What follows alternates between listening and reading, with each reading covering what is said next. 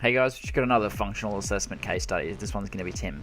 So just looking at the functional assessment here, so we're just looking at his external rotation of his knees here. You can kind of see here on the left that it's not too bad. On the right here, it's really bad. So if we look at his squat, it's going to be extremely uneven and we're going to be at high risk of injury.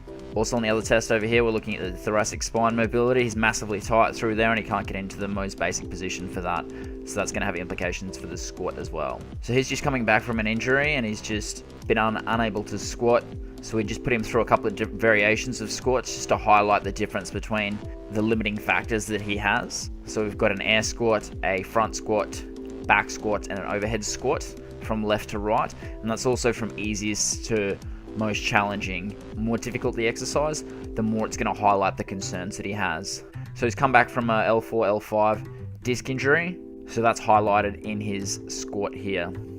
So with this case study, we've got a lot of factors to take into account. We've got to take into account his L4, L5 injury, his limited external rotation of his knee on the left side. So it's going to mean that his glute med and inside of his quad aren't going to be activating properly. So we've got to get those to initiate and activate properly and be in an even position to be able to get into a safe and effective squat. With his thoracic mobility, we're going to have to increase that as well so we can get into a safe and effective position. So because of that poor knee position in his squat, we're going to have to do some resistance band squats to be able to force that external rotation of his knee to be able to get them out and get his glute med and inside of his quad or his VMO activating properly.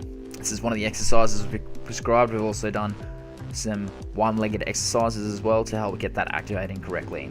So Tim's goal is to be able to squat again, so we've just put in place a process to help him move closer to that goal. With our mobility screening, what we're trying to do is get people into the right position to be able to activate their muscles properly. If they can't even get into the right position, then there is zero chance of them being able to do a safe and effective squat, and they're going to be at risk of injury doing that exercise. That's why we do a functional assessment, to find out what people's limiting factors are and move them towards a safe and effective position. Then we can change their movement patterns once they can get into a safe and effective position to be able to get the results that they're looking for in the gym.